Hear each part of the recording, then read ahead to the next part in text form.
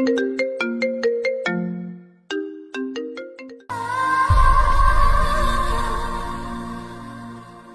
সময় কাকে দিয়ে কথা বলাইছে আমার সাথে? তোমরা আর মারিয়া যে বাহিরে গেছো, তোমরা কি জানতে তারা চুপ করে আছে? তার মানে তোমরা জানতে? না মানে আদি হয়েছে কি? থামিয়ে দিলাম, সোজা মারিয়ার কাছে গেলাম, গিয়ে বললাম, সত্যিটা কি সেটা বলো আমাকে। তুই কালকে সাগরের বাসার লোকেরা এসে আমাকে আন্টি পরিয়ে গেছে। আজকে বাসা থেকে বলে আমাকে নিয়ে গেছে দুপুরে খাবার খাবে আর একটু ঘোরাফেরা করবে। ও আচ্ছা, এই কাহিনী।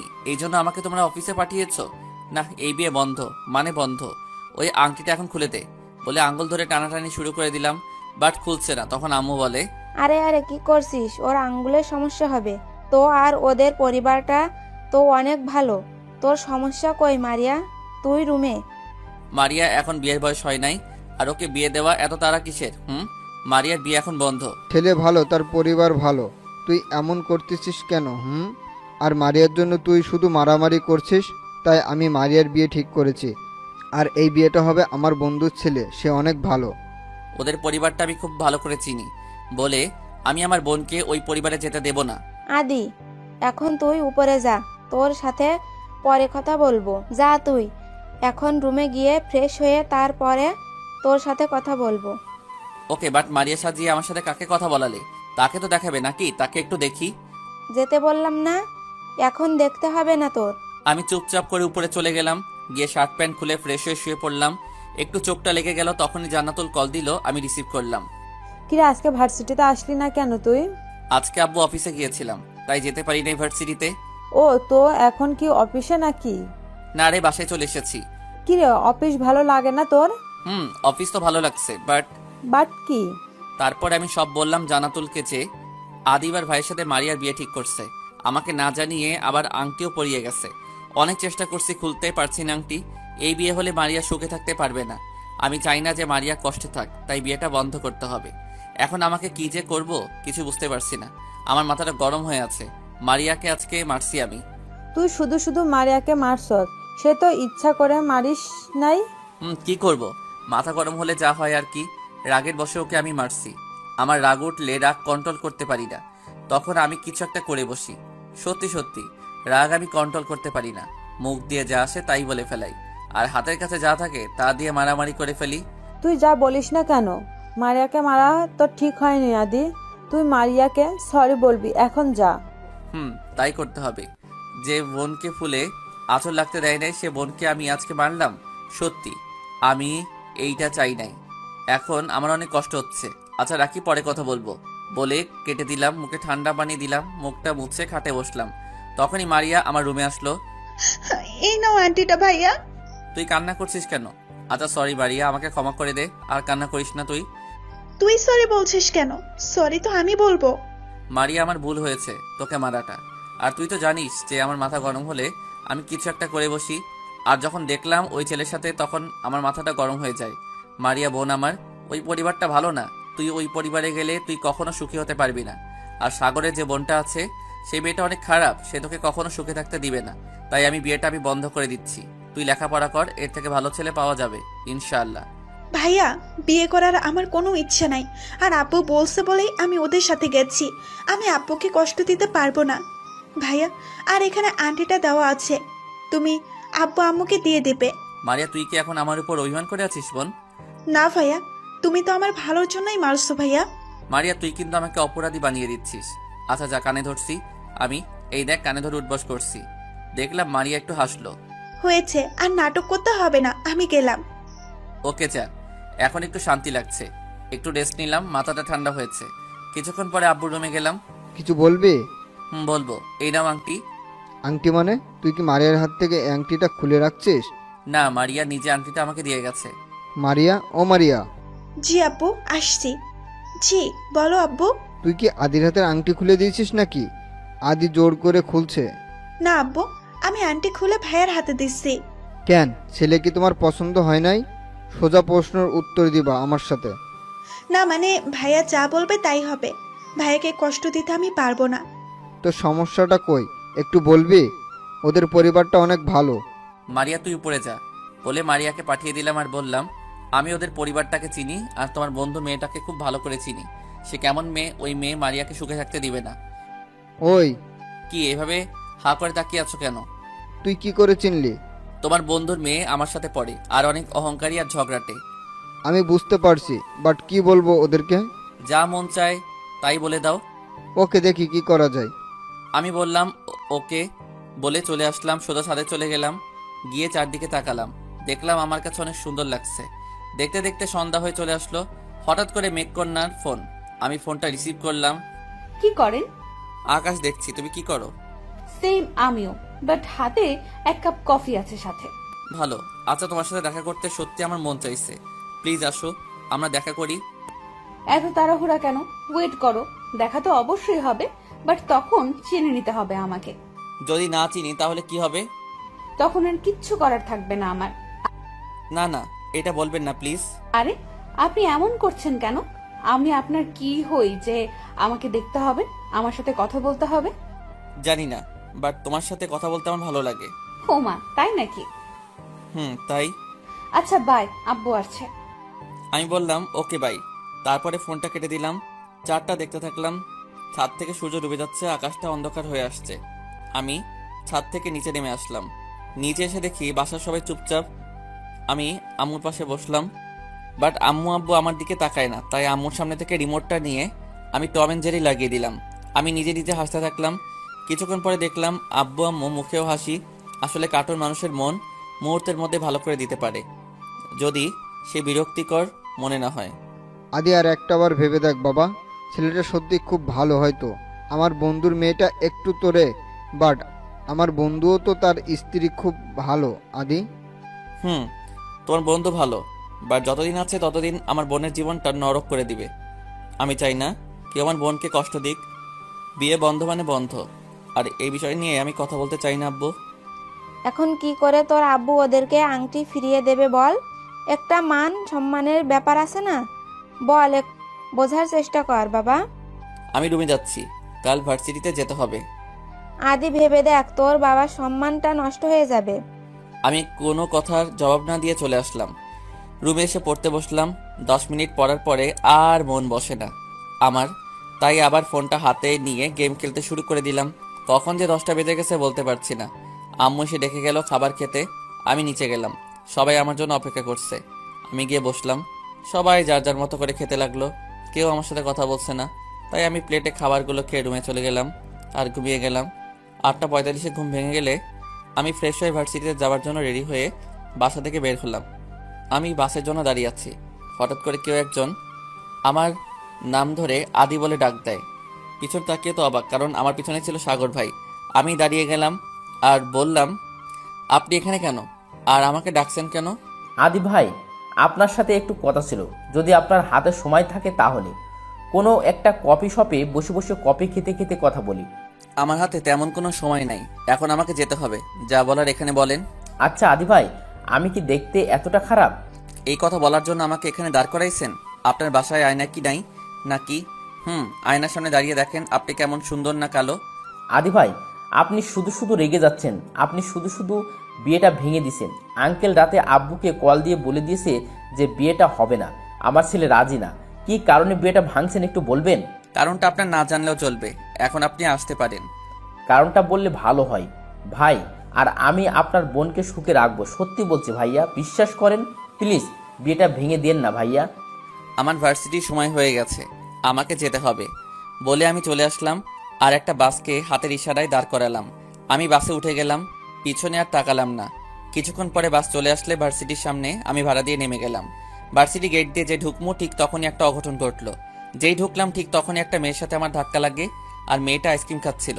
মেয়েটা নিচে পড়ে যায়, আইসক্রিমটা মেয়েটার কাপড়ে লেগে পুরো নষ্ট করে দিল। আমি মেয়েটাকে নিচে থেকে তুলে সরি বললাম। তখন মেয়েটা কোনো কথা না বলে ঠাস ঠাস ঠাস করে কয়েকটা থাপ্পড় বসিয়ে দিল। আমি গালে হাত দিয়ে দাঁড়িয়ে থাকলাম। তখন কোথা থেকে জানি আদিবা আসলো, থাপ্পড় মারাটা দেখছিল। আদিবা এসে কোনো কথা নাই, ওই মেয়েটাকেও কয়েকটা থাপ্পড় বসিয়ে দিল। আমাকে মারার সাহস কোথায় পেলি তুই? জানিস আমি কে, তোর কি করতে পারি? আগে বল, তুই ওকে চর মারলি কেন? তুই কে সেটা আমার জানার বিষয় না। সে আমাকে ধাক্কা মেরে নিচে ফেলাই দিচ্ছে, আর আমার আইসক্রিম দিয়ে আমার কাপড়টা নষ্ট করে দিচ্ছে। এখন কি আমার এই কাপড়ের দামটা কি সে দেবে? 5,000 টাকা? আর দেবে বা কোথা থেকে? যে কিনা তার পরনের কাপড়, সে দিবে কোথা থেকে? চুপ, একেবারে চুপ। আর একটা কথাও বলবি না তুই। বলে ব্যাগ থেকে 5,000 টাকা বের করে তখন আদিবার বন্ধুরা বলে, এই আদিবা, এই কি করছিস?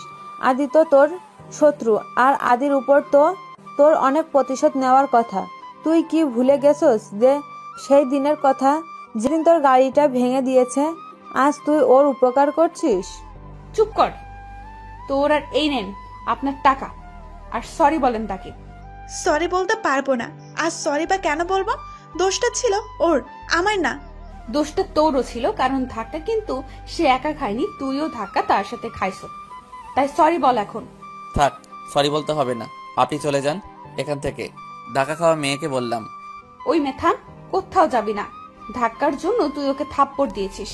আচ্ছা, ও না হয় না দেখে ধাক্কা খাইছে, বাট তুই তো দেখে খাইছস। তাহলে ওর থেকে তোর বেশি দোষ বলে। আমাকে আবার মারলো ওই ফুকুন্নি বলার জন্য। চুপ, মনে চুপ। ফকিন্নি কে? আর একবার ফকিন্নি বলবি তোর খবর আছে। এখন সরি বল, না হলে কিন্তু অন্য কিছু করে বসবো। তোর ক্ষতিপূরণ তোকে দিয়ে দিছি। সরি। মেয়েটা গালে হাত দিয়ে চলে যাচ্ছে আর বলছে, তোদেরকে আমি দেখে নিব, কাউকে ছাড়বো না। বলে চলে গেলে আমি তো আদিবাকে দেখে অবাক। এ কি সে আদিবা যে আমাকে ফকির নিয়ে আর ছোট লোক বাদে কোনো কথা বলতো না? কি এমন করে তাকিয়ে আছেন কেন? ধন্যবাদ তোমাকে। ধন্যবাদ দিতে হবে না। আমরা কি ফ্রেন্ড হতে পারি? তখন পেছন থেকে জান্নাতুল বলে, না, কখনো না। তোমাকে ফ্রেন্ড বানানোর মানে হলো আমাদের বিপদ। চাই না তোমার মতো ফ্রেন্ড। আমি সত্যি বলছি, তোমাদের কোনো ক্ষতি করার জন্য ফ্রেন্ড হতে আসি নাই। জান্নাতুল আদিবাকে একটা চান্স দেওয়া যাক অন্তত পক্ষে। আদি, তুই বুঝতে পারছিস না, তুই বোকা। তাই তাই তুই বলছিস। দেখিস একটা সময় না এক সময় সে প্রতিশোধ নিবে। এইটা ঠিক যে আমি প্রতিশোধ নিতাম আর তোমার ক্ষতি সবসময় চাইতাম, বাট ওই দিন কোনোদিন কি হয়েছিল? ওই আদি, আমাকে তো কিছুই বলিস নাই। আদিবার সাথে আবার তোর কি হয়েছিল? ওয়েট বলছি। ওই দিন ছিল সোমবার, সময় 10 বা 10:30 হবে। আমি গাড়ি ব্রেক ফিল করে আর অ্যাক্সিডেন্ট করি।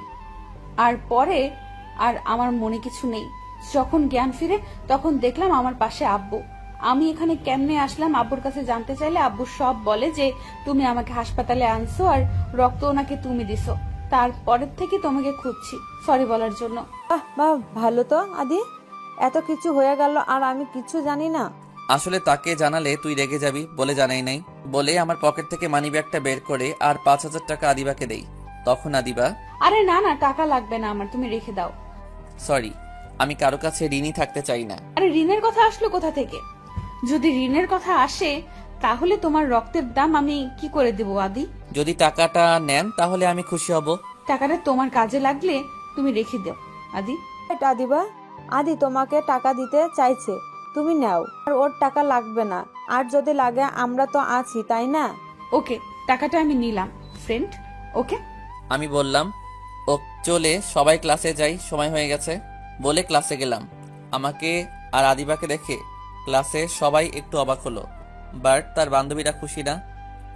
আমি গিয়ে আমার জায়গায় বসলাম। আর আদিবা জান্নাতুল একসাথে বসলে ওরা এমনভাবে কথা বলে মনে হয় ওদের আগে থেকে পরিচয় ছিল। ওদের কথা শেষ হয় না। এর মধ্যে স্যার আসলে, আর সাথে ওই মেয়েটাও ছিল যার সাথে ঝগড়া করছি মনে হয়। স্যারের কাছে বিচার দিছে। এমনি কোনো স্যার আমাকে দেখতে পারে না, এর মধ্যে স্যার বলে এমন কথা উঠলে তা শুনে তো অবাক হলাম। কারণ স্যার বলে, এই হচ্ছে লিজা, প্রিন্সিপালের মেয়ে। ওরা সিলেটে থাকতে কালকে ঢাকায় এসেছে। আজ থেকে লিজা তোমাদের সাথে পড়বে। বলে স্যার ওকে সামনের সিটে বসালে। আর আমি ভাবছি কিছুক্ষণ আগে যে অঘটনটা ঘটালাম, যদি প্রিন্সিপাল স্যার তা জানে তাহলে তো আমাদের অবস্থা খারাপ করে দিবে। আর সব থেকে বড় কথা হলো কোনো স্যার আমাকে দেখতে পারে না, আমি গরিব বলে এখানে সবাই বড় লোক। কিছুক্ষণ পরে জান্নাতুল আমার দিকে তাকালে জান্নাতুল চোখে ইশারায় আমাকে বোঝালো যে এখন কি হবে। জানি না কি হবে। এর মধ্যে লিজার সাথে অনেক পরিচয় হয়ে নিলে আমি আদিবার জান্নাতুল বাদে সবাই ওর সাথে পরিচয় হয়ে নিলাম। আমরা চুপচাপ করে বসে আছি। এর মধ্যে স্যার চলে আসলে এসে প্রথমে লিজারটার প্রশংসা করে নিলে, তারপরে লেকচার দিতে থাকলো। একে একে সবগুলো ক্লাস শেষ করলাম। ভয়ে ভয়ে যদি লিজা বলে দেয় আদিবা তার গালে চড় মারছে, তাহলে সবার আগে আমি ফেসে যাবো। কারণটা ঝগড়াটা আমার জন্য শুরু হয়েছে। ক্লাস শেষ করে বের হতে যাবো, দরজা দিয়ে কে জানি আমাকে লেগ মেরে আরেকটা মেয়ের উপর ফেলায়। মেয়ে আমাকে চড় মেরে বসে সবার সামনে আর লুচ্চা বলতে থাকে আর বলে, মেয়ে দেখলে গায়ে হাত দিতে মন চায় না? ছোট লোক কোথাকার, দেখে তো বখাটে মনে হয়। দেখো উল্টাপাল্টা কথা বলবা না, আমি ইচ্ছে করে তোমার গায়ে হাত দেই নাই। মা, তাই নাকি? তাহলে কেন দিছিলি আমার গায়ে হাত? এই জানে আমাকে পিছন থেকে লেগ মারছে আর আমি সামনে পড়ে যাই, আর তোমার গায়ে আমার হাত পড়ে নিজেকে বাঁচাতে গিয়ে। মিথ্যে বলার আর জায়গা পাস না। সিমরি, তুই তোর চরিত্র যে কেমন তা সবাই জানে। ও মা গো, আইসে আরেকজন যে কিনা এতদিন এই ছেলেটাকে মারার জন্য পাগল ছিল, এখন আবার তার পক্ষ নিয়ে কথা বলতে আইসে। যা এখান থেকে। ওই মেয়ে, তোমার কথাগুলো ঠিক করে বলো। আর আদি এমন ছেলে না যে মেয়েদের গায়ে হাত দিবে। এখনো পর্যন্ত কোনো মেয়ের দিকেও তাকায় নাই, আর তুমি তাকে এইভাবে অপমান করতে পারো না। এর মধ্যে প্রিন্সিপাল স্যার চলে আসলে আমাদের ঝগড়ার মধ্যে এসে বলে, কি হয়েছে এখানে? তখন লিজা বলে, আব্বু এই ছেলেটা এই মেয়ের সাথে খারাপ কিছু করতে চাইছিল, কিন্তু এই নিয়ে ঝগড়া করতেছে আব্বু। কি এই ছেলে যা বলছে তা কি সত্যি নাকি? আমি কিছু বলতে যাবো, এর মধ্যে ওই মেয়েটা, স্যার, সব সত্যি। এই ছেলে আমার সাথে লুচ্ছামি করতে চাইছে। মামুনি তুমি কেঁদো না প্লিজ, আমি তার বিচার করছি। বলে আমাকে স্যার সবার সামনে 2টা চড় মারে আর বলে, এখন তুমি সবার সামনে ওকে সরি বলো। সবাই শুধু মেয়েটার কান্না দেখলো। এর মধ্যে যে কতটুকু সত্যি তা শুধু আমি আর মেয়েটাই জানি। আমি সবার সামনে মেয়েটাকে বললাম, জানি না দোষটা কার, বাট তারপরেও আমি সরি বললাম আর চুপচাপ চলে আসলাম। আদিবা আর জান্নাতুল আমাকে পিছন থেকে ডাকাডাকি করছে, বাট আমি কোনো কিছু না শুনে চলে আসলাম বাসায়। রাগে আমার মাথায় আগুন জ্বলে ফ্রেশ হতেই বাথরুমে চলে গেলাম, গিয়ে মাথা ঠান্ডায় পানি দিলাম। মাথাটাকে ঠান্ডা করার জন্য গোসল শেষ করে নিচে খেতে গেলাম, গিয়ে দেখি খাবার বাড়া আছে। আমি আম্মুকে ডাক দিলাম। কি হয়েছে? ষাঁড়ের মতো চিল্লাস কেন? রাগে তো মাথা খুবই গরম হয়ে আছে, তার উপরে আবার আম্মু এসে আমাকে ডাকিয়ে দিল। আমি কিছু না বলে খাবারগুলো ফেলে দিলাম আর উপরে চলে আসলাম। আমি ষাঁড়ের মতো চিল্লাই না বলে, খাবারগুলো কি দোষ করেছে? এইগুলো কেন ফেলে দিছস? আমি কোনো কিছু উত্তর না দিয়ে রুমে চলে আসলাম। ঘুমানোর চেষ্টা করছি, বাট ক্ষুধা ঘুমও আসে না। কি করা যায়? রাগে বসে খাবারগুলো ফেলে দেওয়া উচিত নাই, তাই যাই হোক, এখন আমার ঘুম ছাড়ার উপায় নাই। এক পাশ থেকে অন্য পাশে যাই আস্তে আস্তে করে আমার ঘুম চলে আসলো। যখন আমার ঘুম ভাঙে তখন আর আমি ঘুম থেকে উঠতে পারছি না, কারণ ক্ষুধা আমার অনেক লাগছে, আর ক্ষুধা লাগলে আমার মাথা ঠিক থাকে না। আমি তাড়াতাড়ি করে হাত মুখ ধুয়ে প্যান্ট শার্ট পরে বাসা থেকে বের হলাম। দেখলাম আম্মু নিচে বসে আছে। আমি বাইরে আসছি দেখেও কিছু বলে নাই আমাকে। বাসা থেকে বের হয়ে একটা রিক্সা নিয়ে একটা রেস্টুরেন্টের সামনে গেলাম, আর রিক্সা মামার ভাড়া দিয়ে রেস্টুরেন্টের ভিতরে গেলাম। খাবার অর্ডার দিলাম, তাড়াতাড়ি করে অনেকগুলো খাবার চলে আসলো। আমার খাবার দেখে আরও বেশি ক্ষুধা লেগে গেল। খাবার পেয়ে ইচ্ছা মতো খাবার খেলাম। এখন খাবার খেয়ে তো আরেক সমস্যা, খেয়ে তো এখন আর উঠতে পারছি না, বেশি খেয়ে ফেলাইছি না। কোনো মতো করে বিলটা দিয়ে আমি একটা রিক্সা নিয়ে বাসায় আসলাম আর রুমে গিয়ে দরজা বন্ধ করে শুয়ে পড়লাম। তখন ফোনটা বেজে উঠলে দেখলাম মেঘকণা কল দিয়েছে। কেমন আছে? আলহামদুলিল্লাহ ভালো, তুমি? আলহামদুলিল্লাহ ভালো। কি করেন? শুয়ে আছি, তুমি? আমি ছাদে দাঁড়িয়ে বিকেলের সৌন্দর্য উপভোগ করছি। ভালো তো, আচ্ছা আমি ফোনটা রাখি, কেমন? কেন, আমার সাথে কথা বলতে ভালো লাগে না তোমার? আরে না না, ভালো লাগে, বাট আমার একটু ঘুম পাইছে তাই বলছিলাম। ও আচ্ছা, আপনি ঘুমান। বলে কেটে দিলাম। আমার পেটে ব্যথা করছে বেশি খাওয়ার ফলে, আর জীবনেও বেশি খাবো না, এই কানে ধরলাম আমি বলে এপাশ ওপাশ করতে থাকলাম। দেখলাম আস্তে আস্তে করে পেটের ব্যথা ভালো হচ্ছে। আমি ছাদে গেলাম, দেখলাম মারিয়া ছাদে। আমি মারিয়ার কাছে গেলাম। ভাইয়া, তুমি সাদে? আমি ছাদে। আচ্ছা বলতে, তুই কি আমার সাথে কোনো কারণে রাগ আছিস মারিয়া, বলতো? না তো ভাইয়া, কেন তোমার এমন মনে হলো? তুই তো আমার সাথে কথা বলতি সব সময়, খাবার খেতে, আমাকে না দেখলে আমার রুমে আসতি, আমার সাথে ঝগড়া করতে। এখন তো তুই আর এসব করিস না, আমারও ভালো লাগে না। আর ওইদিকে আব্বু আম্মু আমার সাথে ঠিক মতো কথা বলে না। আমার এখন একা একা লাগছে। সবাই আছে বাট তারপরেও আমার কেউ নাই এমন মনে হচ্ছে। ভাইয়া, ঝগড়া করতে আমার ভালো লাগে না। আর তুমি গিয়ে আব্বু আম্মুর সাথে সুন্দরভাবে কথা বলে দেখো, ওরাও তোমার সাথে সুন্দর করে কথা বলবে। আমি আর কিছু না বলে চারদিকটা ভালো করে দেখতে থাকলাম। আসলে বিকালটা ছাদ থেকে দেখলে সব কষ্ট ভুলে যাই, শুধু চারদিকে প্রকৃতি দেখতে ভালো লাগে। কিছুক্ষণ ছাদে থেকে আমি নিচে চলে গেলাম, আম্মু পাশে বসলাম। দেখলাম আমি কোনো কথা না বলে, বুঝলাম রাগ করছে। আমি বাসা থেকে বের হলাম আর সাগর ভাইয়ের নাম্বারটা জোগাড় করে ফোন দিয়ে একটা জায়গায় আসতে বললাম। সে আসলে এসে আমাকে বলে কেন ডাকছি। তখন আমি বললাম যে সাগর ভাই, আপনাকে কিছু বলার জন্য আমি এখানে ডাকছি। বলে কি বলবো? আমি কাল সকালে আমেরিকা চলে যাচ্ছি। কেন, বিয়ে করবেন না আপনি? ভাই মজা নিচ্ছেন না? আজ কিসের জন্য আমাকে ডাকছেন বলে ভাই? সত্যি কি আপনি আমার ছোট বোনকে বিয়ে করবেন? এখন বলে লাভ কি, বলবেন? আপনি তো বিয়ে ভেঙে দিয়েছেন, বিয়েটা হতে দিলেন না। আচ্ছা, আপনার সাথে আমার বোনকে বিয়ে দিলে আপনি কষ্ট দিবেন না তো? প্রশ্ন ওঠে না। ওকে তো আমি আমার রানী করে রাখবো। সত্যি বলছে ভাইয়া। ওকে, কালকে তুমি আমাদের বাসায় আসবা সকাল সকাল, আমি ভার্সিটিতে যাওয়ার আগে। মনে থাকবে তো? ভাইয়া মনে থাকবে আমার। বলে আমাকে বুকে নিল। আমিও তাকে জড়িয়ে ধরলাম আর ছেড়ে দিয়ে বললাম, কালকে তুমি একা আসবে, আর আসার সময় মনে করে আংটিটা নিয়ে আসবা, কেমন? বলে সাগর ভাইয়ের কাছ থেকে চলে আসলাম। বাসায় এসে দেখি সবাই টিভি দেখছে। আমিও তাদের সাথে বসলাম, দেখলাম তারা নিজে নিজে কথা বলছে। আমি যে আছি তারা আমাকে মনেই করে না। রাগ উঠে গেল, আমি রুমে চলে গেলাম। গিয়ে পকেট থেকে ফোনটা বের করে দেখি জানাতুল আমাকে কল দিছে। আরেকটা কল আইছে, বাট চিনি না, নাম নেই। তাই আমি আগে ওই নাম্বারে কল দিলাম। রিসিভ করে উপাস থেকে মেয়ে কণ্ঠ ভেসে আসলে আমি বললাম, কে আপনি আপু? আপু? আপু কে? আমি আদিবা। আদি, তুমি আমার নাম্বার কই পাইছো? জান্নাতুলের কাছ থেকে নিয়ে নিছি নাম্বারটা। আচ্ছা, তুই কি বেশি ব্যথা পাইছস থাপ্পড়টা? কাটা ঘায়ে নুনের ছিটা আমাকে দিস না, আমি ভুলে গেছি ওইটা, বুঝছস? আরে, যে কারণে তোকে কল দেওয়া, প্রিন্সিপালের মেয়ে সব কিছু পরিকল্পনা করে তোকে সবার সামনে অপমান করছে। আমি আসার সময় ওদের সব কথা শুনে ফেলাইছি। সরি রে, আমার জন্য তুই অপমানিত হইছস। এটা আমি প্রথমে বুঝতে পারছি। কি তাহলে প্রতিবাদ করলি না কেন? আমি তো তোর সাথে ছিলাম, যা হবার পরে আমি দেখে নিতাম। তুই চুপ থাকলি কেন কুত্তা? আমাকে ওই সময় বললি না কেন? আরে রেগে গেলে তো সব শেষ। রাগের মাথায় কিছু করা ঠিক না। সে তার অপমানের প্রতিশোধ নিচে নিতে দাও। তাই বলে ভার্সিটির সবার সামনে তোর মান সম্মানটা কই গেল? আমি তো গরিব, আমার আবার সম্মান? আমি যে কি করে ওই ভার্সিটিতে আছি তা আমি নিজেও জানি না। তুই নিজেকে এত সস্তা ভাবিস কেন? দেখ আদি, সব সময় বোকার মতো থাকিস না। কে পায়ে পাড়া দিলে তুই তাকে লাথি মারবি, দেখবি সে চুপচাপ করে সেখান থেকে চলে যাবে। আর যদি পাড়া খেয়ে দাঁড়িয়ে থাকিস তাহলে সে তোকে ধাক্কা মেরে ফালায় দিবে। বোকার মতো করে থাকিস না আদি, নিজেকে একটু বোঝার চেষ্টা কর। তুই ঠিক বলছস, বাট আমার সেই সাহস নাই যে কাউকে লাথি মারমো। সাহস নিজে জোগাড় করতে হবে। ওকে জোগান করবো, বাই খাবার খামো। বলে কল কেটে দিলাম। দেখলাম জানাতুল কল দিছে, আমি রিসিভ করলাম।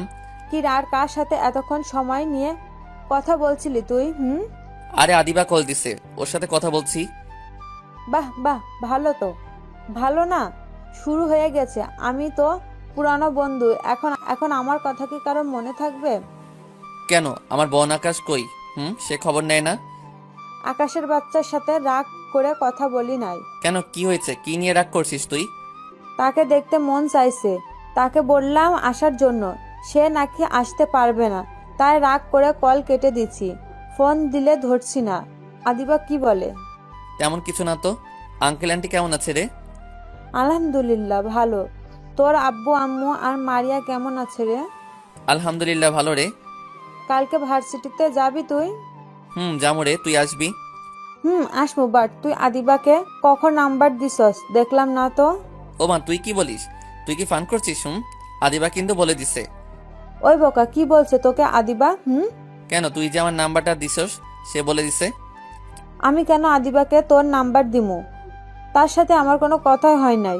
তুই চলে যাবার পর আমিও চলে আসলাম, তাহলে নাম্বার কখন দিলাম? কি জানি। আচ্ছা ফোনটা রাখ, আম্মু এসে খাবার খাওয়ার জন্য। বলে ফোনটা রেখে দিলাম।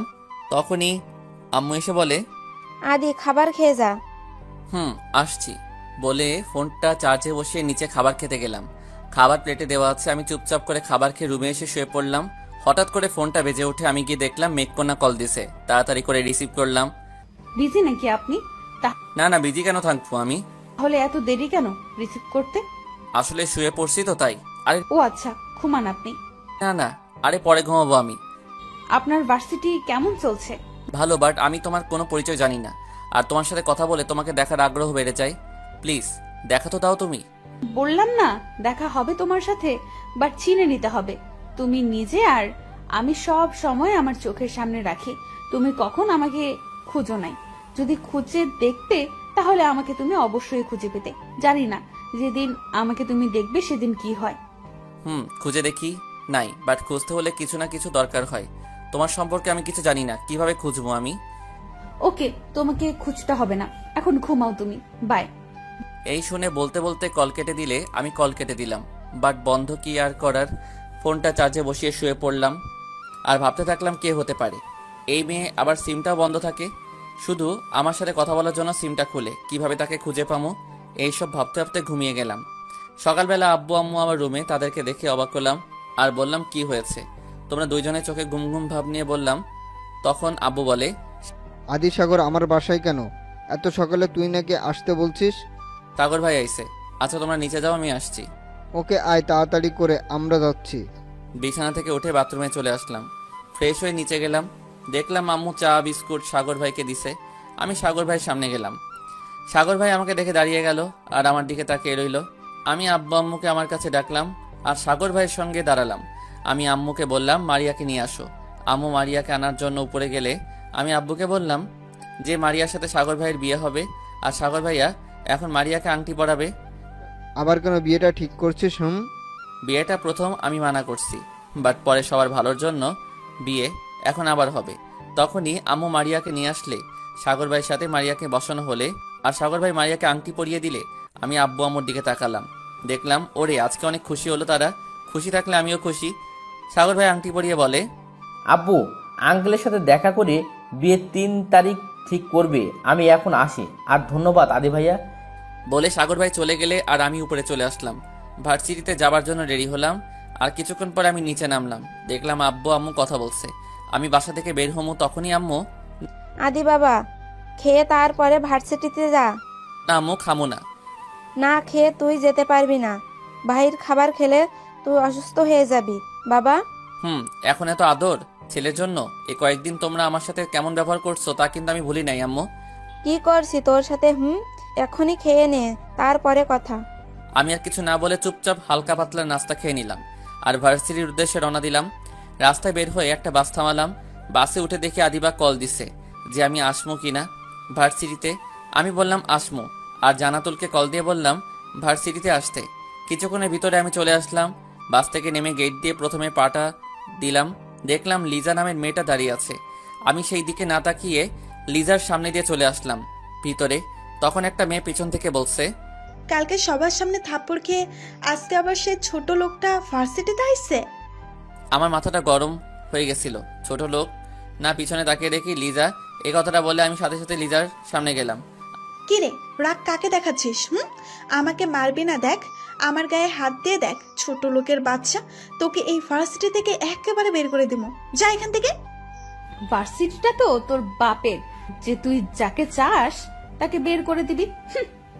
আমি তোর সাথে কথা বলতে চাই না, তুই এর মাঝখানে আসবি না।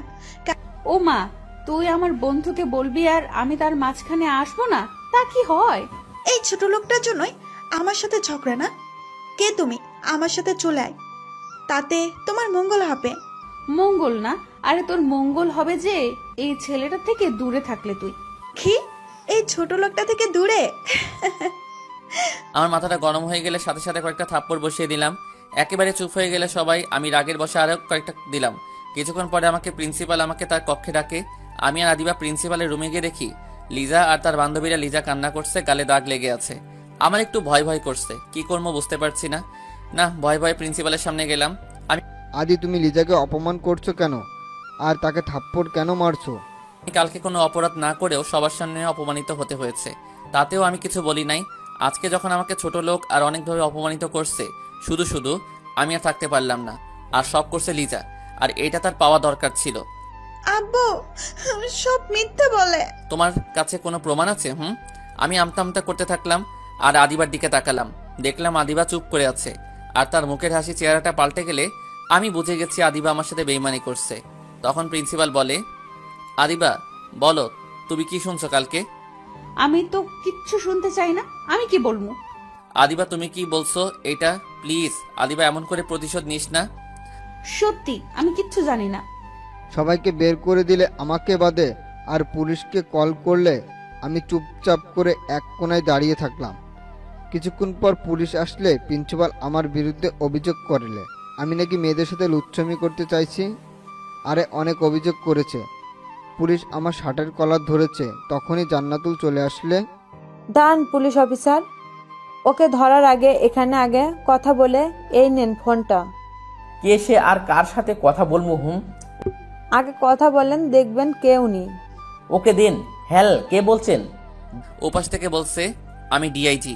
জি স্যার বলেন। তারপরে আর কিন্তু শুনতে পাইলাম না, শুধু জি স্যার বাদে। তখন জান্নাতুল একটা ভিডিও দেখায়, তারপরে পুলিশ প্রিন্সিপালকেও দেখায়।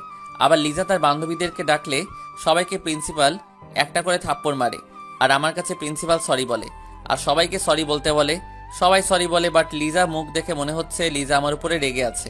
পুলিশ অফিসার এসে আমাকে সরি বলে আর বলে কে তুমি, যার জন্য আমি থামিয়ে দিলাম আর বললাম আপনি এখন আসতে পারেন বলে পুলিশকে পাঠিয়ে দিলাম। প্রিন্সিপাল সরি বলে আর সবাইকে সরি বলতে বলে, সবাই সরি বলে, বাট লিজা মুখ দেখে মনে হচ্ছে লিজা আমার উপর রেগে আছে। পুলিশ অফিসার এসে আমাকে সরি বলে আর বলে কে তুমি, যার জন্য আমি থামিয়ে দিলাম আর বললাম আপনি এখন আসতে পারেন বলে পুলিশকে পাঠিয়ে দিলাম। পুলিশ অফিসার চলে গেলে প্রিন্সিপাল সবাইকে রাগান্বিতভাবে বলে এই শেষবার তোদেরকে ক্ষমা করা হলো, তোমরা সবাই আসতে পারো। বলে সবাইকে পাঠিয়ে দিলে আমিও চলে আসতে যাবো। তখন প্রিন্সিপাল বলে সরি বাবা, আবারও ক্ষমা চেয়ে নিচ্ছি, আবার আমার খারাপ ব্যবহারের জন্য। আরে না না স্যার, আপনি কেন ক্ষমা চাইছেন? আপনার অধিকার আছে আমাকে শাসন করার। প্লিজ স্যার, আপনি আর ক্ষমা চাইবেন না বলে আমি চলে আসলাম প্রিন্সিপালের রুম থেকে। বাহিরে জান্নাতুল দাঁড়িয়ে আছে। আগেই বলছি তোকে ওই মেয়ের সাথে ফ্রেন্ডশিপ করিস না, তুই বোকার মতো তার চালাকির কাছে হেরে গেলি। আর থাম, আর কথা বলিস না প্লিজ। ওকে আর বলবো না, বাট আর কখনো যেন তোকে ওর সাথে কথা বলতে না দেখি। ওকে যা, আর কোনো কথা বলবো না। এর মধ্যে আদিবা আমার সামনে চলে আসলে আমি কিছু বলতে যাবো, ঠিক তখনই জান্নাতুল বন্ধুত্বের নামে তুই যে বেইমানি করেছিস সেইটা তুই ঠিক করিস নাই। আমি জানতাম তুই যে কোনো সময় পাল্টে দিবি। আমি সব সময় তোর সাথে সাথেই ছিলাম। আর থাক, তোর মতো ছলনাময়ীর সাথে কথা বলতেও ঘৃণা আসে। বলে চলে আসলে জান্নাতুল। ভালো লাগছে না আমার, আমি বাসায় চলে যাই রে বলে চলে আসলাম ভার্সিটি থেকে। বাসায় এসে দেখি সবাই হাসি খুশিতে আছে। আমি চুপচাপ করে রুমে চলে গেলাম আর ভাবতে থাকলাম মারিয়া কি ওই বাড়িতে গিয়ে সুখে থাকতে পারবে? আল্লাহ ভালো জানে। মারিয়া আমার রুমে এসে বলে ভাইয়া ভার্সিটি থেকে চলে আসলে কেন? কোনো সমস্যা হয়েছে নাকি? না, এমনি চলে আইছি, ভালো লাগে না। তাই তুই কি কিছু বলবি? ভাইয়া শপিং মল যাবো, যদি তুমি নিয়ে যেতে। যাওয়াটা কি জরুরি তোর? না মানে মার্কেটে একটা নতুন 3 পিস আইছে, ওইটা আমার ভালো লাগছে তাই বলছি ভাইয়া। যা, তুই রেডি হয়ে আয়, আমি গাড়ি নিয়ে বের হচ্ছি বলে মারিয়াকে পাঠিয়ে দিলাম তার রুমে। আমি গাড়ি নিয়ে রেডি হলাম আর গাড়িতে 2টা হর্ন বাজালাম যাতে মারিয়া বুঝতে পারে যে গাড়ি নিয়ে বসে আছি। কিছুক্ষণ পর মারিয়া আসলে আমি মারিয়াকে নিয়ে শপিং মলে গেলাম। মারিয়া ঘুরে ঘুরে অনেক দোকান দেখলো, বাট মারিয়া খুঁজে পাচ্ছে না তার পছন্দের 3 পিসটা। অনেক দোকান দেখার পরে একটা দোকান পেলে, বাট দাম চাই অনেক বেশি। চলো ভাইয়া 3 পিস কিনবো না, অনেক দাম চাই তারা। তো কি হয়েছে, টাকা কি তোর কাছে নাই? আছে বাট দাম তো অনেক বেশি। তো কি হয়েছে, কিনে নে বলে দোকানদারকে বললাম যে 3 পিসটা প্যাকেট করে দিতে। দোকানদার প্যাকেট করে দিলে আর মারিয়া টাকা দিয়ে দিলে। আমি মারিয়াকে নিয়ে একটা রেস্টুরেন্টে গেলাম, ক্ষুধা লাগছে। আমি খাবার অর্ডার দিলাম কিছু। তখন পরে খাবার আসলে আমি মারিয়াকে বললাম আগে তুই খা, পরে আমি খাচ্ছি। কেন ভাইয়া, আগে তুমি খাও। ওকে খাচ্ছি, তুইও খা বলে আমি প্রথম খাবার খেলাম। তারপরে মারিয়া খাবারকে বিল দিয়ে বাসায় চলে আসলাম। মারিয়া তার রুমে পাঠিয়ে দিলাম, আমি আমার রুমে চলে আসলাম। ফোনটা বেজে উঠলে দেখলাম জান্নাতুল কল দিছে, রিসিভ করলাম। কি রে, কি করিস? কিছু করি না, তুই কি করিস? খাবার খামু এখন। ওকে যা, আগে খেয়ে আয়। মন খারাপ নাকি তোর? না, মন খারাপ হবে কেন? আচ্ছা পরে কথা বলিস, বাই। নিজের খেয়াল রাখিস তুই। তুইও রাখিস। আচ্ছা আমার বন্ধু কি খবর বলতো? আকাশ ভালো আছে। সময়ের জন্য আকাশের সাথে কথা বলতে পারি না। আচ্ছা রাখি রে, ভালো থাক। ওকে বলে ফোনটা রেখে দিলাম। কিছুক্ষণ পরে আব্বু আসলে এসে আমাকে ডাকলে আমি নিচে গেলাম। তখন আব্বু বলে মারিয়ার হবু শ্বশুরের সাথে আজকে কথা হয়েছে, আগামী মাসে 5 তারিখে মারিয়ার বিয়ে ঠিক করা হয়েছে। তুই কি বলিস? তোমরা যা ভালো মনে করো তাই করো। কিরে, আজকে ভার্সিটিতে কি সমস্যা হয়েছে তোর? তেমন কিছু না। আমি কিন্তু সব শুনেছি। তোর প্রিন্সিপালের সাহস আসলো কোথা থেকে? আমার নামটা বলতে পারিস নাই? দেখতি তোর প্রিন্সিপালের অবস্থা খারাপ হয়ে যেত। আব্বু তুমি জানো যে আমি ক্ষমতা দাপট দেখিয়ে চলি না, আর যা হয়েছে সব মিটে গেছে। কি হয়েছে আদি ভার্সিটিতে আমাকে বল। আম্মু তেমন কিছু না বলে উপরে চলে আসলাম। রুমে গিয়ে ফ্রেশ হয়ে একটা ঘুম দিলাম। 4টা বাজে ঘুম থেকে উঠলাম।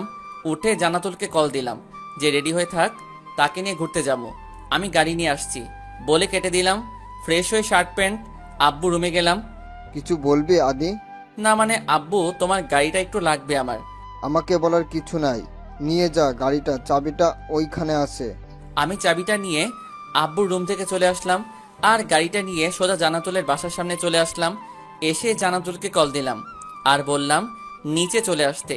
জান্নাতুল নিচে আসলে আমি জান্নাতুলকে গাড়িতে উঠে বললাম, জান্নাতুল গাড়িতে ওঠে আর বলে কোথায় যাবি?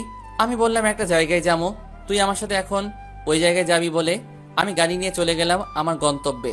জান্নাতুল দেখে বলে, আরে এখানে কেন? এটা তো কাজী অফিস, এখানে তো বিয়ে করতে আসে সবাই। বিয়ে করতে আসছি, এখন বিয়ে হবে। মানে কি বলতে চাস তুই আদি? কেন বুঝতে পারছিস না বিয়ে হবে আজকে? কার বিয়ে হবে? কেন তোর বিয়ে? আমার বিয়ে আর আমি জানি না? আমি বিয়ে করবো না। আর তোকে তো আমি বিশ্বাস করে তোর সাথে এসেছি, আর তুই ছি। আমি এখন এখান থেকে চলে যাবো, আমাকে আটকানোর চেষ্টা করবি না। জান্নাতুলের হাতটা ধরে ফেলাই আর ভিতরে যেতে বলি, তখন জান্নাতুল সাথে সাথে আমার গালে একটা থাপ্পড় বসিয়ে দেয় আর বলে, তোর মতো বন্ধু আর যেন কারো না হয় যে নিজে আমাকে ডেকে এখন জোর করে বিয়ে করার কথা বলছে। আর তুই তো জানিস আমি একজনকে পছন্দ করি, তারপরে তুই সি। আর এইবার যদি আমার হাতটা ধরিস তাহলে তোর খবর আছে। সাথে সাথে কাজী অফিস থেকে আকাশ আর 2জন লোক বের হয়ে আসলে জান্নাতুলের চিল্লাচিল্লিতে সবাই কাজী অফিস থেকে বের হয়ে আসে। জান্নাতুল আকাশকে দেখে একটু অবাক হলে আকাশ বলে, কি হয়েছে জান্নাতুল, এইভাবে চিল্লাছো কেন তুমি? আগে বলো তুমি এখানে কেন? কেন আদি বলে নাই কিছু? আজকে আমার আর তোমার বিয়ে। না তো আমি তো কি আর কি হয়েছে আমাকে একটু বলো তো। তেমন কিছু না, এখন ভিতরে চল সবাই বলে সবাই চলে গেলে ভিতরে আমি সবার শেষে ভিতরে গেলাম। জান্নাতুল আমার কাছে এসে, সরি আদি, আসলে আমি বুঝতে পারি নাই, আর তুইও আমাকে কিছু বলিস নাই। হঠাৎ করে বিয়ের কথাটা শুনে ভয় পেয়ে গেলাম, আর আমি মনে করছি তুই আমাকে বিয়ে করবি জোর করে, তাই ওই সময় প্লিজ আদি ক্ষমা করে দে আদি। আরে আমি তোকে সারপ্রাইজ দিতে চাইছিলাম। তোর আর আকাশের ভুল বোঝাবুঝিতে তোরা ঝগড়া করে যে কথা বলিস না, আমি সেটা জানি, তাই আকাশকে আমি ডাকছি আর বিয়ের কথা বলি। আকাশও রাজি আর তুই রাজি হবি সেটা আমি জানি, বাট কি সবসময় সারপ্রাইজ দিতে নাই সবাইকে, সেটা আমি আজ হারে হারে বুঝতে পারছি। তুই একটু আমার জায়গায় থেকে ভেবে দেখ যে আমি ঠিক করেছি কিনা। আমার বাসায় কিভাবে যাবো, আমি আব্বুর সামনে কি মুখ নিয়ে যাবো বিয়ে করে গেলে? আমি তো টেনশনটা বুঝতে পারছি। আমি আঙ্কেলের সাথে কথা বলে আসছি বলে বাহিরে আসলাম। এসে আঙ্কেলের সাথে কথা বললাম, তারপরে ভিতরে গেলাম। তখন জান্নাতুল বলে, কি বলে আব্বু? দোস্ত কি বলো শ্বশুর মশাই? আঙ্কেল বলে বিয়ে করে যেন তোরা আঙ্কেলের বাসা যেন না যাই, তাই না? আমি জানতাম আব্বু এটাই বলবে। জান্নাতুলের কানের কাছে গিয়ে বললাম যে আঙ্কেল বলছে তোদের দুইটাকে বিয়ে করে যেন সোজা তোদের বাসায় যেতে আঙ্কেল অপেক্ষা করছে। সত্যি কুত্তা, তুই আমাকে কাঁদালি কেন? কই তোরে কাঁদালাম? তুই এমন ভাবে বলছস, আমি তো মনে করছি আব্বু মানা করছে, কুত্তা তোরে খুন করে ফেলমু। আদি বিয়ে কাজটা শুরু কর, সময় তো অনেক হলো। জামাই তো আর মনে হয় সহ্য হচ্ছে না, একটু ওয়েট করে জামাই বলে কাজীকে বললাম বিয়ের কাজ শুরু করতে। কাজী বিয়ের কাজ শুরু করে উকিল বাপ আমাকে বানায় আর সাক্ষী বানায়, সাথে থাকা 2টা ছেলেকে কাবিন করে 10 লক্ষ টাকা আর বিয়ের কাজ সম্পন্ন করে। আমি জান্নাতুলকে আকাশের হাতে তুলে দিলাম আর বললাম, আমার বেস্ট ফ্রেন্ড জান্নাতুলকে তোর হাতে তুলে দিলাম, তার ভালো মন্দ 2টা তুই দেখবি। আর জান্নাতুল তোকে বলছি, আকাশ অনেক ভালো ছেলে, বাট তাকে দেখে রাখিস। আর কিছু বলবো না তোকে, কারণ তোরা 2টা হলি আমার বেস্ট ফ্রেন্ড। তোদেরকে অভিনন্দন, তোদের দাম্পত্য জীবন যেন সুখের হয়। আমি জান্নাতুলকে কখন কষ্ট পেতে দিব না, কথা দিলাম সে আমার রাজ্যে রানী হয়ে থাকবে। আমিও কথা দিলাম আকাশকে, আমি কখনো ছেড়ে যাবো না তাকে, এমন কোনো কথা বলবো না যে সে কষ্ট পায়। তোদের কথা শুনে আমি খুশি হলাম, চল এখন তোদেরকে দিয়ে আসি বলে জান্নাতুল আর আকাশকে গাড়িতে উঠালাম আর গাড়ি সোজা জান্নাতুলের বাসায় নিয়ে আসলাম। আঙ্কেল বাইরে দাঁড়িয়ে ছিল, আমি গাড়ি সাইড করে ওদের 2টাকে নামিয়ে দিয়ে আসলাম আর আঙ্কেল বলে আমি চলে আসলাম। বাসায় কলিং বেল দিতেই আম্মু এসে দরজা খুলে দিল। কি রে, গাড়ি নিয়ে কই গেছিলি? তোর ফোনে কল দিলাম, কল ধরলি না কেন? আম্মু ফোনটা সাইলেন্ট ছিল, তাই কখন ফোন আইছে বুঝতে পারি নাই। আচ্ছা যা, রুমে গিয়ে ফ্রেশ হয়ে আয়, খাবার দিচ্ছি। আচ্ছা আম্মু বলে চলে গেলাম। রুমে গিয়ে ফ্রেশ হয়ে নিচে আসলাম। এসে দেখি আম্মু খাবার টেবিলে সাজিয়ে রাখছে। আমি খাবার খেয়ে চলে আসলাম আর ঘুমের রাজ্যে হারিয়ে গেলাম। সকালবেলা ঘুম থেকে উঠে ব্রাশ করে ফ্রেশ হয়ে নিচে নামলাম। আম্মু নাস্তা দিচ্ছে, আমি নাস্তা করে ভার্সিটিতে চলে আসলাম। আজকে জানাতোল আসবে না আমি জানি, তাই আমি মাঠের মধ্যে একটা জায়গায় গিয়ে বসলাম। হালকা হালকা বাতাস আসছে। আমি পকেট থেকে ফোনটা বের করে গেম খেলতে থাকলাম। হঠাৎ করে আমার সামনে কেউ একজন এসে দাঁড়ালে আমি তার দিকে তাকিয়ে তো অবাক, কারণ সে ছিল একজন বোরকা পরা মেয়ে। আমি হঠাৎ চমকে উঠলাম আর বললাম, কে আপনি আর আমার সামনে এসে দাঁড়ালেন কেন? তখন সে বলে, হাই, আমি আরিশা। আমি আদি। আপনাকে দেখলাম যে একা বসে আছেন, তাই আপনার সাথে গল্প করতে চলে আসলাম। আমার গল্প করতে ভালো লাগে না, আমি একা থাকতে চাই। আর আপনাকে তো এর আগে কখনো দেখি নাই। আমি এই ভার্সিটির ছাত্রী না, আমি এখানে একটা কাজে আইছি। ও আচ্ছা। দেখলাম গেট দিয়ে লিজা আসছে, আবার আমাকে ওর সাথে দেখে কি থেকে কি করে ফেলাই। তার থেকে ভালো এখান থেকে চলে যাই। আমি আরিশাকে বললাম, আপনি থাকেন, আমি চলে যাই। আরে না না, থাকেন, আমারও একা থাকতে ভালো লাগে না। আপনি থাকেন, আপনি থাকলে সময়টা একটু কাটবে, আর আপনার ক্লাস শুরু হতে তো আরো অনেক সময় আছে। দেখেন, আমি মেয়েদের সাথে এমনিতেই কম কথা বলি, আর তার উপর এইটা ভার্সিটি, এখানে আরো অনেক মানুষ আছে, তাদের সাথে গিয়ে বসে গল্প করেন, তাতে আপনারও ভালো হবে আর আমারও। আরে আপনি কি ভয় পাচ্ছেন নাকি? আরে কোনো সমস্যা নাই। আপনার সমস্যা না থাকতে পারে, বাট আমার সমস্যা আছে। দেখলাম লিজা আমাদের দিকে তাকিয়ে আছে, তাই আমি ওই জায়গা থেকে চলে আসলাম। সোজা ভার্সিটির ভিতরে চলে গেলাম। আরিশা অনেকবার ডাকছে, বাট আমি চলে আসলাম। চুপচাপ করে বসে আছে। কিছুক্ষণ পরে লিজা আর আদিবার সাথে আরো কিছু লোক আসলো। আদিবা এখন তো দেখছি বাহির থেকেও মেয়ে আমদানি করে নিয়ে আসে ভার্সিটিতে। মেয়েরা যে কি দেখে ফালতু ছেলেদের সাথে কথা বলে। কি এমন টাকা আছে যার গরম তোমরা মানুষকে মানুষ মনে করো না? বাপের টাকা ছাড়া তো তোমরা অচল। বাপের ক্ষমতা ছাড়া তো চলতে পারো না। নিজের ক্ষমতা নিজে টাকা দিয়ে পারলে কিছু করে দেখাও তো, দেখি কি করতে পারো। এত বড় বড় কথা বলে লাভ নাই। তোর বাপের তো টাকা বা ক্ষমতা কোনোটাই তো নাই, তোর আবার লেকচার দেস। আমি একটা মুচকি হাসি দিয়ে চুপ করে থাকলাম। কিছুক্ষণ পরে ক্লাসে অনেক লোক চলে আসলে আর স্যারও চলে আসলো রুমে। দেখতে দেখতে তো তোমাদের পরীক্ষা চলে আসলে। এই মাসের 20 তারিখ থেকে এই নে তোমাদের পরীক্ষার সময়সূচি। আমাদের সবাইকে স্যার একটি করে পেপার দিলে আর ওইখানে পরীক্ষার সময়সূচি দেওয়া আছে। আর স্যার সবার উদ্দেশ্য করে বলে যে সবাই যেন ভালো করে লেখাপড়া করি। স্যার তার নিজের ক্লাস করিয়ে চলে যায়। একে একে করে সব ক্লাস শেষ হয়ে যায়, বাট আমার মন খারাপ কি কারণে তা আমি নিজেও জানি না। সবাই একে একে করে ক্লাস থেকে বের হয়ে যায়, বাট আমি বসে আছি ক্লাসরুমে চুপ করে। হঠাৎ প্রিন্সিপাল স্যার, আরে আদি, তুমি একা একা এখানে কি করে? সবাই তো চলে গেছে, তুমি যাও না কেন? শরীর খারাপ নাকি তোমার? না স্যার, শরীর ভালো আছে আর এমনি বসে আছি। চলে যাচ্ছি স্যার বলে চলে আসলাম। হঠাৎ করে মন খারাপ, ভালো লাগছে না। আব্বুকে কল দিলাম, আব্বু রিসিভ করে, বলো আদি। আব্বু তুমি কি বাসায় চলে গেছো? না, এখন চলে আসমো। আব্বু আসার সময় আমাকে নিয়ে যায়। আসো, আমি ভার্সিটির সামনে দাঁড়িয়ে আছি। ওকে থাক, আমি আসছি। আসো, আমি ভার্সিটির সামনে দাঁড়িয়ে আছি। হঠাৎ করে আমার ফোনটা বেজে উঠলো। দেখলাম মেঘকন্যা ফোন দিছে, আমি রিসিভ করলাম। কেমন আছেন আদি? আলহামদুলিল্লাহ ভালো, তুমি কেমন আছো? আলহামদুলিল্লাহ ভালো। কই আছো তুমি? ভার্সিটির সামনে দাঁড়িয়ে আছি। আব্বুকে বলছে আমাকে নিয়ে যেতে। ও আচ্ছা, আদি তুমি কি আমাকে সত্যি ভালোবাসো? জানি না, বাট তুমি কল দিলে আমার কথা বলতে ইচ্ছে করে। তোমার কল পেলে আমার মনটা ভালো হয়ে যায়। তোমাকে দেখার জন্য আমার মনটা পাগল হয়ে আছে। এটাকে যদি ভালোবাসা বলে তাহলে আমি তোমাকে ভালোবাসি। আমি কিন্তু অনেক কালো, আমাকে দেখলে তোমার পছন্দ হবে না। ভালোবাসা সাদা কালো দিয়ে হয় না, ভালোবাসা মন থেকে আসে। তুমি যেমনে হয় না কেন, আমার আপত্তি নাই। আমি যদি বলি এখন আমাকে তুমি বিয়ে করো, তুমি কি পারবা আমাকে বিয়ে করতে? এখন এই অবস্থা, আমার পড়ালেখাও বাকি আছে, আর কিছুদিন সময় দেওয়া যাবে? হাতে সময় নাই, তাই বলছি যদি পারো তাহলে বলো, আর না হয় একেবারের জন্য বিদায়। তুমি কান্না করছো কেন? আচ্ছা কান্না থামাও, করবো বিয়ে এখনই। তুমি কি ভেবে চিনতে বলছো তো আদি? সব চিন্তা করে বলছি। বলে কবে বিয়ে করবা? ওয়েট করো। কিছুক্ষণ পরে আমার সামনে একটি গাড়ি হাজির হলে আরেকটা ছেলে আমার কাছে আসলে তারপরে আমার আস্তে আস্তে ঘুম চলে আসলো। আর আমার কিছু মনে নাই। যখন আমার ঘুম ভাঙে তখন দেখলাম একটা অন্ধকার রুমে আমি শুয়ে আছি। আমি এইদিক ওইদিক তাকাতে থাকি, বাট অন্ধকারে কিছু বোঝা যাচ্ছে না। এইবার আমি জোরে জোরে চিল্লাতে থাকলাম। কেউ একজন রুমে প্রবেশ করলে তা আমি বুঝতে পারছি। এসে লাইট অন করে দেখলাম একটা ছেলে, আর এইটা তো সেই ছেলে। সাথে সাথে ছেলেটার কলার চেপে ধরলাম। এই যে তুমি আমাকে এখানে ধরে আনছো কেন? আজকে তোমার বিয়ে হবে তাই এখানে ধরে নিয়ে এসেছি। আর এই নাও, কিছু খেয়ে নাও, তোমার মনে হয় অনেক ক্ষুধা লাগছে।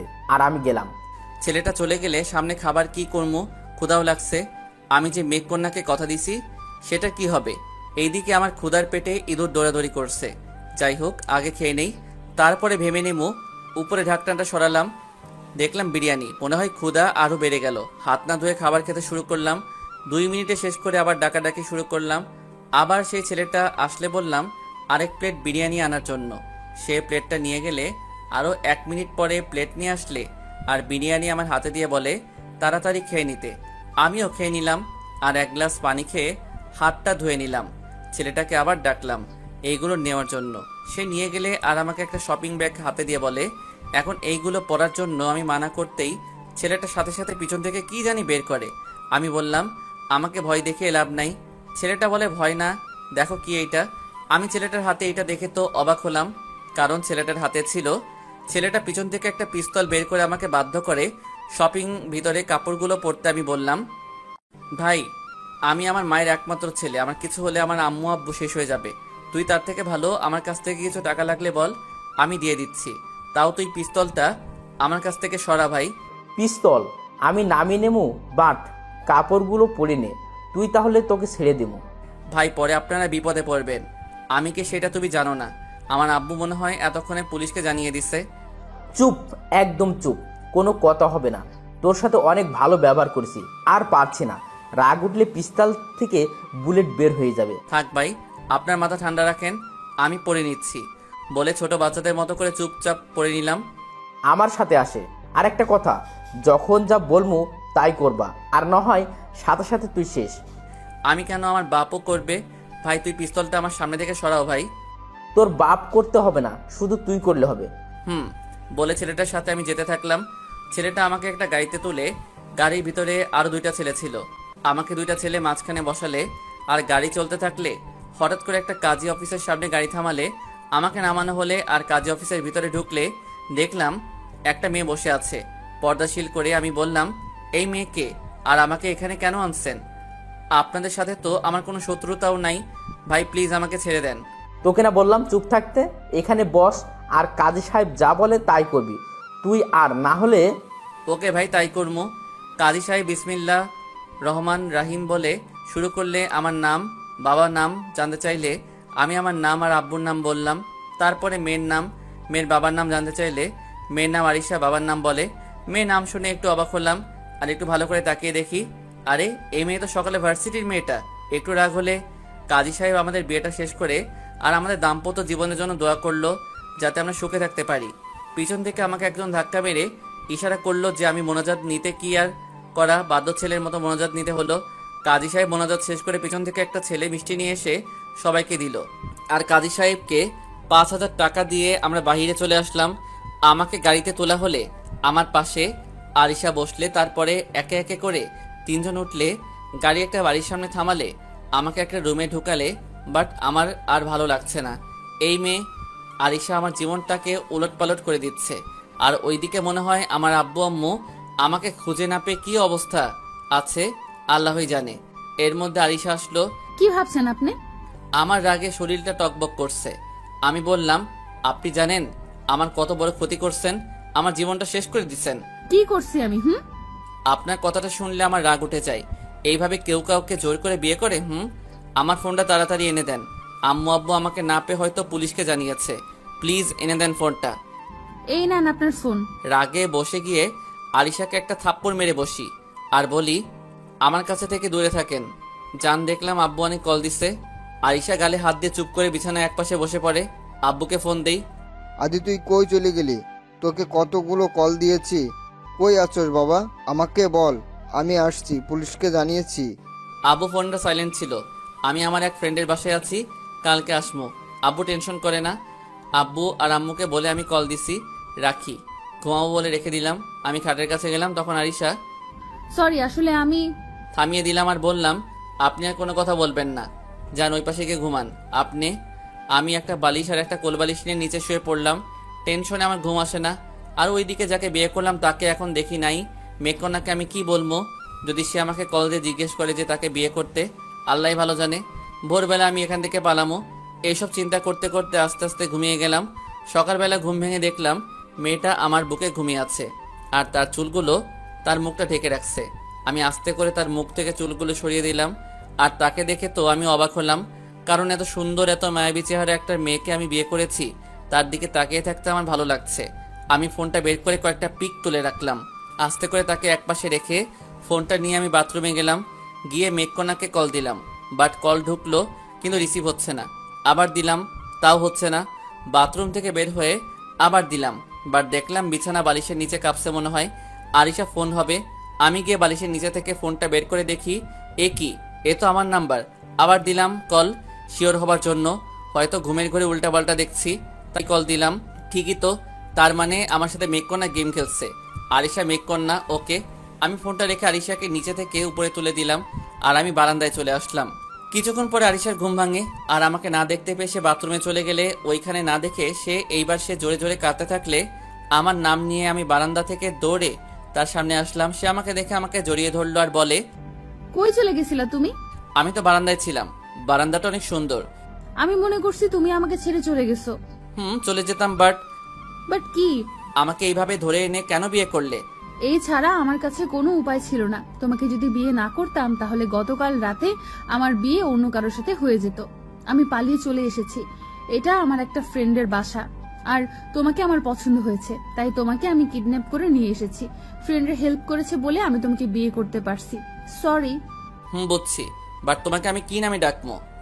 কেন আরিশা বলে ডাকবা? ওকে তুই ডাকমো।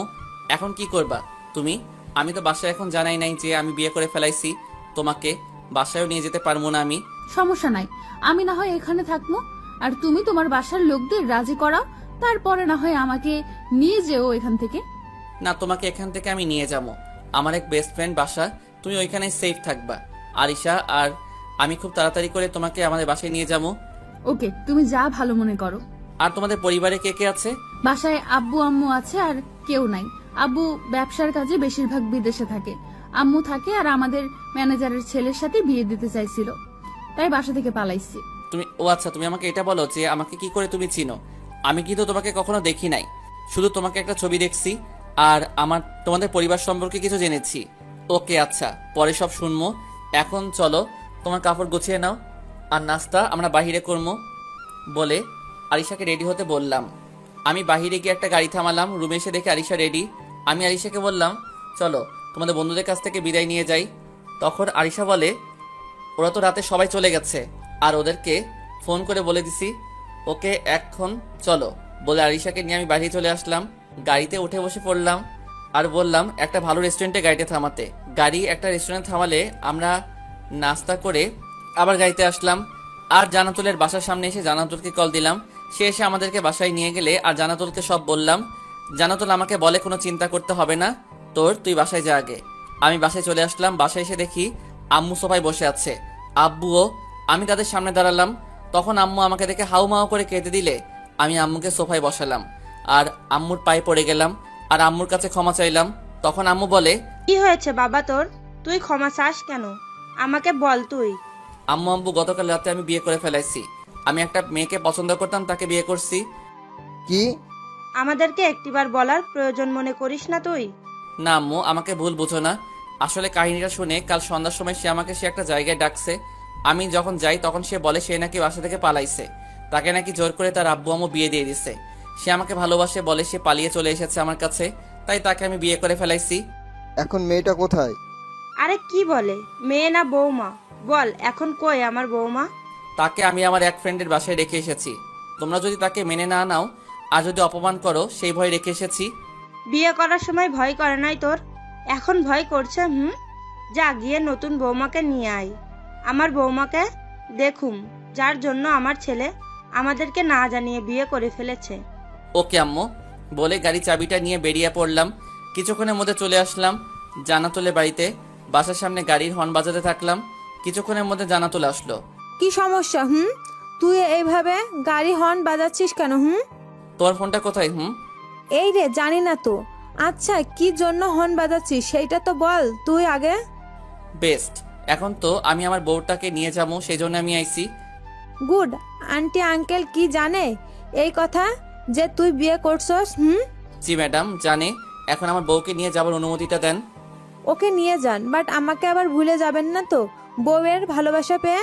জি না, আপনার কথা আমি কি কখনো ভুলতে পারি? আচ্ছা আমার বন্ধু কই? সেটা একটা জরুরি কাজে সিলেটে গেছে। ওকে, এখন চলো ভিতরে যাই। বলে ভিতরে গেলাম, গিয়ে আরিশাকে পিছন থেকে জড়িয়ে ধরলাম। সাথে সাথে আরিশা ধাক্কা মেরে ফেলায় দেয়। সাথে সাথে পিছনে তাকিয়ে আমাকে দেখে, নিচে থেকে তুলে বলে, তুমি কখন আসলা? নিচে ফেলাই দিয়ে আবার বলা হচ্ছে কখন আসলাম না। সত্যি বলছি আমি বুঝতে পারি নাই তুমি কখন আসলে। আচ্ছা সরি। ওকে প্লিজ, রাগ করে না। আরিশা ভাবি এইটা হলো তার ঢং, লাথি মেরে এখান থেকে খেদান। বেশি আদর করলে পরে তুমি পস্তাতে হবে ভাবি। আরিশা বউ আমার, এই সাতচুন্নির কথা কান দিও না, পেতনি একটা। চলো এখানে, আর তোমাকে রাখবো না এই পেতনির কাছে। তুমি থাকলে ডাইনি হয়ে যাবা। কুত্তা, বানর, তেলাপোকা, লাল পিঁপড়া, হনুমান আর মনে নাই। আরিশা এত সুন্দর সুন্দর নামগুলো কার জানে? এই নামগুলো হলে জানাতুলে জামাই নামগুলো কত সুন্দর না। আদির বাচ্চা আদি, তুই কথা বল, তোর খবর আছে বলে দিলাম। শয়তানের হাড্ডি কোথাকার। ওকে ওই চলে যাচ্ছি। আরিশা চলো, তোমার কাপড়গুলো কোথায়? কেন, কোথায় নিয়ে যাবে তুমি? কেন, আমার সাথে যেতে কি তোমার আপত্তি আছে? তোমার সাথে আমি মরতেও রাজি আছি।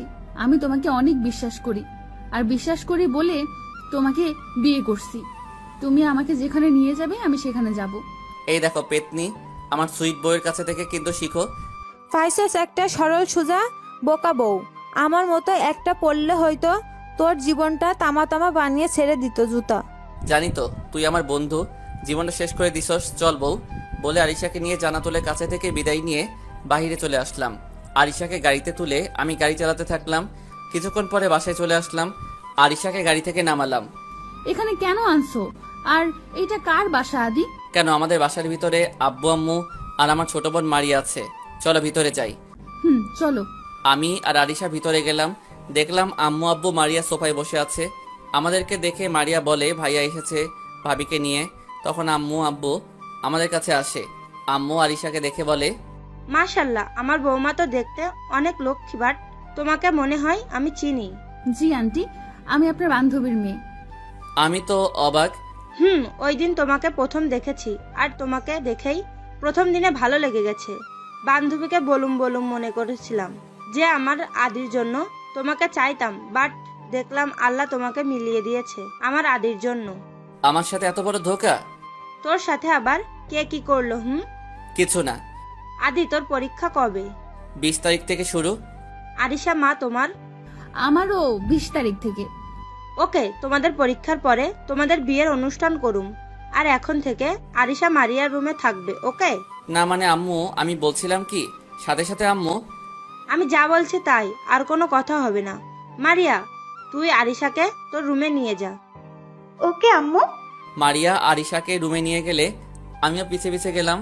মারিয়া তার রুমে গেলে আমিও গেলাম। বাট মারিয়াকে আমি রুম থেকে চলে যেতে বললাম, কিন্তু মারিয়া বলে, যাবো না আমি, আম্মুকে বলছে ভাবি আমার সাথে থাকবে আর এই রুমে। আমি যাবো না এই রুম থেকে। পাকনামি না করে এখন যা, আমার আরিশার সাথে কথা আছে। তুই বরং নিচে গিয়ে আম্মুর সাথে একটু কিছু কাজ কর, যা। বলে নিচে পাঠিয়ে দিলাম। মিস্টার আদি, আপনি কি বলবেন আমি সেটা জানি। জান, তাহলে বলো কি জানতে চাইছি আমি? এই যে আমি তোমাকে আগে থেকে চিনি, তোমার আম্মু আমাকে চিনে, সেটা আমি তোমাকে বলি নাই, এটাই জানতে চাইবা তাই না? ডিয়ার। বলে জড়িয়ে ধরলাম আর বললাম, আগে কেন বলো নাই? বলেই তো আরো আগে মেঘকন্যাকে আমি বউ করে নিতাম। মেঘ কন্যা সেটা আবার কি? ডিয়ার, আমি সব জেনে গেছি, আর লুকিয়ে লাভ নাই, জানি বলে তোমাকে বউ হিসেবে মেনে নিছি। আর সরি রাতে তোমাকে একটা চর মারার জন্য ডিয়ার। আরে সরি বলতে হবে না ডিয়ার। আচ্ছা আরিশা, গতকাল রাতে বলা না কেন তুই মেঘকন্যা? তাহলে তো এত বাজে ব্যবহার করতাম না তোমার সাথে। আচ্ছা আরিশা, আম্মু যদি বলে নাস্তা করতে, তাহলে তুমি কিন্তু কখনো বলবা না যে বাইরে থেকে নাস্তা করে এসেছো। যদি নাস্তা দেয় তাহলে হালকা পাতলা খেয়ে নিও, কেমন? আচ্ছা আমি আমার রুমে যাই, তুমি ফ্রেশ হও। বলে আরিশার কপালে একটা ভালোবাসার পরশ চুমু দিয়ে দিলাম আর রুমে চলে আসলাম। এসে ফ্রেশ হয়ে বিছানায় শুয়ে পড়লাম। তখনই আম্মুর ডাক পড়লে আমি নিচে গেলাম। আমার হাতে বাজারের ব্যাগ আর একটা বাজারের লিস্টই ধরিয়ে দিলে, আর আম্মু বলে, আজকে তোর। এই নে আদি, টাকাটা নে, বাজারের ব্যাগ আর বাজারের লিস্ট। কি আম্মু, আমি বাজারে যাবো? কেন? এখন বিয়ে করছোস, সংসার সামলাতে হবে, আর সামান্য বাজার করতে পারবি না? আম্মু আমি কি কখনো বাজার করছি? আর তুমি তো জানো। আম্মু থামিয়ে দিল আর বলে, আরিশা আম্মুকে আমি কল দিছি, সে আসছে, তাই তখনই এখন বাজার করতে যেতে হবে। ওকে, বাট দারোয়ান চাচাকে আমি সাথে করে নিয়ে যাই আম্মু। ওকে যা, নিয়ে যা। আমি দারোয়ান চাচাকে নিয়ে বাজারে চলে আসলাম। বাজারে এসে দেখি অনেক রোদ আর অনেক মানুষ। কিভাবে বাজার করবো ভেবে পাচ্ছি না। চাচা আপনি গিয়ে বাজারটা করে নিয়ে আসেন। বাবা তোমার তো অনেক বাজার, আর আমি তো হিসাবটা কম পারি, তাই বলছি তুমি আসলে ভালো হয়। আচ্ছা চলেন, বলে গাড়ি থেকে নামলাম। অনেক কাঁচা বাজার করে গাড়ির মধ্যে বাজার রেখে মাছ বাজার আর মাংসর বাজারে গেলাম। বাট এত বাজে গন্ধ, সত্যি বলতে আমার সাথে সাথে বমি চলে আসলো। সত্যি সত্যি মাছ বাজার আর মাংস বাজারে গেলে আমার শ্বাসটা বন্ধ হয়ে যায় আর বমি চলে আসে। তাড়াতাড়ি করে মাছ একটা বড় চেয়ে কিনলাম আর মাছটা কাটার জন্য ওইখানে দিয়ে গরুর মাংস আর মুরগি কিনতে গেলাম। মুরগির দোকানে অনেক ভিড়, বাট গন্ধ প্রচুর, কি আর করা, কিনতে তো হবে। অনেকক্ষণ দাঁড়িয়ে থাকার পরে সুযোগ হলে কিনার মুরগি কিনে চামড়া ছড়িয়ে নিয়ে আসলাম। ওইদিকে মাছ কাটা শেষ, মাছ নিয়ে গাড়িতে তুললাম। আম্মু যা যা বলছে সব নিয়ে নিলাম আর বাজার নিয়ে বাসায় আসলাম। আম্মুর সামনে বাজারগুলো রাখলাম। আম্মু বাজার দেখে বলে, বাহ, আমার ছেলে তো দেখি খুব সুন্দর বাজার করতে পারে। গুড, এখন থেকে সব সময় তুই বাজার করবি। এই আম্মু কি বলে? আমি পারবো না, আমার ভার্সিটি আছে না, আমাকে ভার্সিটি যেতে হবে না? আর বিয়ে করছি বলে কি আমাকে সব করতে হবে নাকি? পারবো না বাজার করতে। আমি গোসল করতে হবে, আমার সারা শরীর থেকে পচা গন্ধ বের হচ্ছে। আরে আরে, আমার ছেলে এত রেগে যাচ্ছে। আচ্ছা যা, রুমে গিয়ে ফ্রেশ হ আর বৌমাকে উপরে নিয়ে যা। না আম্মু, থাকি, এখানে সমস্যা নাই। না, তুই হলি আমার মেয়ে, আর আমার বৌমার চোখে তোকে দেখলে রান্নাঘরে থাকতিস না। মারিয়া যেমন আমার মেয়ে, তুইও ঠিক তেমন আমার মেয়ে। উপরে গিয়ে একটু আরাম কর, যা। জি আম্মু। আমি উপরে নিয়ে গেলাম। আরিশাকে পিছন থেকে মারিয়া বলে, ভাইয়া ভাবিকে সোজা আমার রুমে দিয়ে আসো। কে শুনে কার কথা? আমি আমার রুমে নিয়ে গেলাম আর দরজাটা বন্ধ করে দিলাম। কি হলো, দরজাটা বন্ধ করলে কেন? জানি না, কাল রাতে যা হয় নাই তা আজ এখন হবে জানো। কি না না, পরীক্ষার আগে কোনো কিছু সম্ভব না। চান্স একবার ছিল, বাট সেটা তুমি কাজে লাগাতে পারো নাই। So sad. আমি কোনো কিছু মানি না মানি, আমার অধিকার চাই। কুত্তা, কাল রাতে কই ছিল তোর অধিকার? আমার মুখটা দেখলে তোর রাগ উঠে যায় না? আমাকে কিন্তু তুই কাল রাতে একটা চর দিয়েছ, এখন আমার গালটা ব্যথা করতেছে। সরি, আগে যদি বলতা তুমি মেক কর না, তাহলে কি আমি এমন করতাম? থাক, লাগবে না আদর তোমার। আমি লুঙ্গি নিয়ে বাথরুমে চলে যাচ্ছি, তখনই আরিশা এই শুনে বলে আমার হাতটা ধরে আমার কাছে চলে আসলে। কি বলতে বলতে আমার মুখের সামনে চলে আসলো। আরিশার হার্টবিটটা, আওয়াজটা মনে হয় আমি শুনতে পারছি। কিছুক্ষণ আরিশার দিকে তাকিয়ে আছি। আমি আরিশার গোলাপি দুইটা ঠোঁটের মধ্যে আমার ঠোঁট ঢুকিয়ে দিলাম। আরিশা ছাড়ানোর জন্য অনেক চেষ্টা করছে, বাট আমি সব চেষ্টা ব্যর্থ করে দিলাম। কিছুক্ষণ পরে যখন ছাড়লাম তখন আরিশা হাঁপাতে থাকে আর বলে, কুত্তা, হাতি, বান্দর, তুই কি আমাকে মেরে ফেলবি নাকি? আর একটু হলে তো আমি উপরে চলে যেতাম। বলে হলো আমি কি তোমাকে উপরে যেতে দিতাম? কেন, যদি মালাকুল মৌত আসতো তাহলে কি করতে তুমি? যদি তোমাকে নিয়ে যেতে চাই বলতাম আমাকেও তোমার সাথে করে নিয়ে যাও। বাঁচতে হলে দুজন একসাথে বাঁচবো, আর মরতে হলে দুজন একসাথে মরবো।